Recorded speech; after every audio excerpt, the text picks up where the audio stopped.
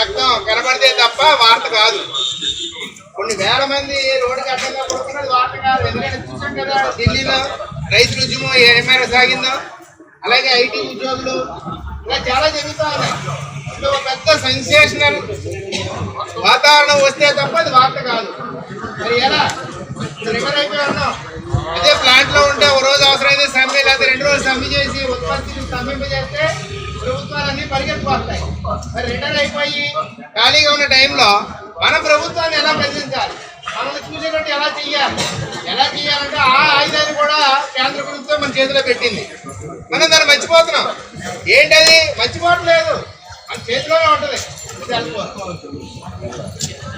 Cell phone. ఇప్పుడు ఓట్లు వచ్చినప్పుడు మన సంపూర్ణంగా చెప్పినప్పుడు కృష్ణకి వెళ్ళి లేకపోతే స్టాంప్ వేసేటప్పుడు మనకు నచ్చిన పార్టీకి వెళ్తాం, ఈయన్ని ఓడించేస్తాం. ఈలోపు ఏం చేయాలంటే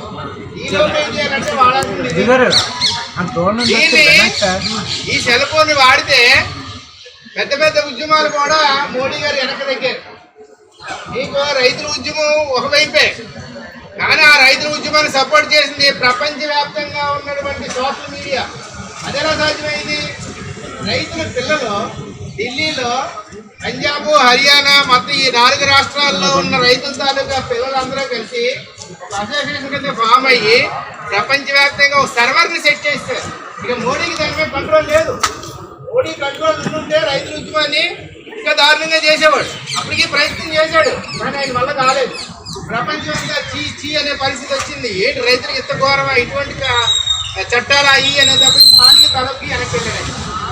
అలాగే ఐటీ ఉద్యోగులు బెంగళూరులో చాలా పెద్ద గొడవ చేశారు. ఐటీ ఉద్యోగులు అంటే వాళ్ళ చేతిలో ఇవన్నీ ఉంటాయి కాబట్టి వాళ్ళకి వెనక్కి వెళ్ళి మినిమం వేజెస్ ఇంప్లిమెంట్ చేసే పరిస్థితికి వచ్చింది. మరి మనం ఏం చేయాలంటే వీటన్నింటిలో కూడా మోడీకి ఇప్పుడు మన వాళ్ళు వెళ్తారు, మన నాయకులు వెళ్తారు, ఢిల్లీ వెళ్తున్నారు. అక్కడ మంత్రినో ఎంపీనో పట్టుకుని మెమరాండం తీసుకెళ్ళి అక్కడ సెక్రటరీకి ఇస్తారు, లేదా ఎంపీకి ఇస్తారు, లేదా మినిస్ట్రీకి ఇస్తాడు. ఆ మినిస్ట్రీ దగ్గర ఉన్న సెక్రటరీ ఉంటాడు. అతను ఏం చేస్తాడు? మెమరాండం చదివి, సార్ ఇది విషయం, సరే పాడతాం, ఆ ఫైల్లో పెట్టేస్తాడు. అంతే. ఫైల్లో ఉండదో చెట్టబుట్లో ఉండదో తెలియదు. మరి నిరంతరం దేశవ్యాప్తంగా 8,000 మంది 2 లక్షల మంది పెన్షనర్లు గొడవ చేస్తున్న విషయం ఎలా తెలియాలి? తెలుసుది, మోడీకి తెలుసుది. ఎలా తెలుసుది? ఒకే ఒక మార్గం, అదే సెల్ ఫోన్. సెల్ ఫోన్ ద్వారా ఎలా తెలుస్తుందండి? చాలా సింపుల్. దీంట్లో ఇంతకుముందు ట్విట్టర్ అనే పేరు, ఎక్స్ అనే పేరు మీద మారిపోయింది. మీ అందరికీ చాలా మంది తెలిసి ఉంటుంది. ఎక్స్ యాప్ అంటారు, అంటే ట్విట్టర్ యాప్ అనమాట. ట్విట్టర్లో అకౌంట్ మనం దాన్ని ఓపెన్ చేయగానే డౌన్లోడ్ అవుతుంది. వాట్సాప్ అందరూ వాడుతున్నాం కదా, అందరూ ఫోటో చూసుకుంటున్నాం కదా, అలాగే ట్విట్టర్ని తెలియకపోతే ఎక్స్ యాప్ దాన్ని డౌన్లోడ్ చేసుకోండి. మీ మొబైల్ నెంబర్తో సేవ్ చేయమంటే సేవ్ చేస్తారు, అంతే, అకౌంట్ ఓపెన్ అయిపోతుంది. దాంట్లో ఏం చేయాలంటే మన డిమాండ్ రోజు కడతా ఉండాలి. Please implement minimum pension 9,000 only అని హ్యాష్ పెట్టి ఆ డిమాండ్ని ఒక రోజు పెట్టి రోజు జస్ట్ కాపీ చేసిన దాన్ని అలా పోస్ట్ చేస్తా. మన ఫోటోలు ఏది లేకపోతే మన ఇంట్లో పిల్లలతో ఉన్న ఫోటో కూడా పెట్టి మనకు కొన్ని ఇబ్బందులు కానీ ఏదో ఒకటి రోజు పోస్ట్ పెట్టాలి. దేశంలో ఉన్న పెన్షనర్లు అందరూ రోజు పోస్ట్ చేస్తే లక్షలు. మీకు ఒక విషయం చెప్తాను. ఈరోజు ట్రెండింగ్లో చూస్తే ఓ సినిమా యాక్టర్ బర్త్డే అయితే మరి పని పాడాలని స్టూడెంట్స్ బ్యాచ్ ఉంటారు కదా, వాళ్ళ అస్తమానం ఓపెన్ చేసి ఏం చేస్తారా? ఆ రఘుశ్రీ సింగ్, కంగనా రనౌతో ఎవరో యాక్టర్ ఉన్నారు, వాళ్ళకి హ్యాపీ బర్త్డే అంటే 30,000, 40,000, 90,000, లక్ష, 2 లక్షలు మెసేజ్లు వచ్చేస్తా ఉన్నాయి. అంటే ట్రెండింగ్లో అలాగా వచ్చేస్తాయి. ఇప్పుడు మన బీజేపీ విషయం కానీ, లేకపోతే ఇప్పుడు ఆంధ్ర రాష్ట్రంలో జరుగుతున్న రాజకీయాల విషయంలో కానీ, వైసీపీ విషయంలో కానీ, టీడీపీ చంద్రబాబు నాయుడు గారు TDP at the rate of New Delhi CBN అని ఉంటుంది అంతే. అంటే చంద్రబాబు నాయుడు గారు ఢిల్లీలో ఉన్నారండి, దానికి కొన్ని వేల మంది పెట్టేస్తూ ఉన్నారు. ట్రెండింగ్లోకి వచ్చేది మోడీ గారు తెలుస్తుంది. ట్రెండింగ్ న్యూస్ని ప్రతి రాజకీయ నాయకుడి రోజు సెల్ ఫోన్తో చూస్తూ ఉంటారు, ఇంకేమీ చూడండి. ప్రతి పొలిటికల్ లీడర్ కూడా ట్రెండింగ్లో ఏముందని చూస్తారు.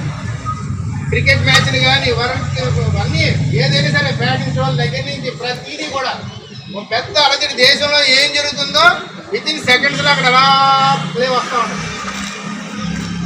కాబట్టి మనం చేయాల్సింది ఏంటంటే ఎక్స్ అకౌంట్ ఓపెన్ చేయడం, ఆ ఎక్స్ అకౌంట్లో డైలీ మన డిమాండ్ని ఒక ఫోటోని దాంట్లో పోసేయడం. వాట్సాప్ ఎలా అయితే పెడుతున్నామో ఆ ఎక్స్ లో డైలీ అలా పెట్టడమే. అది మన సంఘాలన్నిటికీ, సెంట్రల్ సంఘాలు కూడా మన నాయకుల్ని నేను రిక్వెస్ట్ చేసేది, ఇది ఎవరికి దాయడానికి లేదు, ఏ మసిపూసి మారడిగా చేయడానికి లేదు. మొదట్లో 5,000, 3,000, 2,000 అలా పెరగచ్చు, కానీ ఎలక్షన్ వచ్చేటప్పటికి పెద్ద మహాప్రవాహం అయిపోవాలి. అప్పుడు మోడీకి పునాదులు దొరుకుతాయి. అంతే తప్ప మనం ఎన్ని మీటింగ్లు పెట్టినా, ఎన్ని ధర్నాలు పెట్టినా, ఏదో లోకల్గా ఉన్న అండర్స్టాండింగ్తో కొంత పర్మిషన్లు ఇచ్చినా మరీ ఇబ్బంది అనుకుంటే ఆ పర్మిషన్ కూడా ఉండవు. ఇప్పుడు ఢిల్లీలో పర్మిషన్ ఎందుకు లేదంటే సగం కారణం కూడా అదే, మంచి ఒక కారణం. వీళ్ళందరూ వస్తే ఏం జరుగుద్దో తెలుసు. అక్కడ మొత్తం ప్రజానిబంధం వచ్చి ఢిల్లీ రోడ్లు దిగ్బంధనం చేస్తే ఆడికి తలపోటు, అందుకే ఆ పర్మిషన్ కూడా ఇవ్వరాదు. కాబట్టి ఎప్పుడూ కూడా చెప్పులో ముళ్ళుంటే మనం నడక ఎలాగైతే సాగదో, కంట్లో నలుసు పడితే మనకు చూపు అయితే ఎలాగైతే ఉండదో, మన ఉద్యోగం కూడా ఆ రేంజ్లో ఎక్స్ అకౌంట్ ద్వారా మనం సెంట్రల్ గవర్నమెంట్ దృష్టికి తీసుకెళ్లాలని కోరుతూ నాకు ఈ అవకాశం ఇచ్చినందుకు Welcome to our YouTube channel. Don't forget to like, subscribe and share the videos.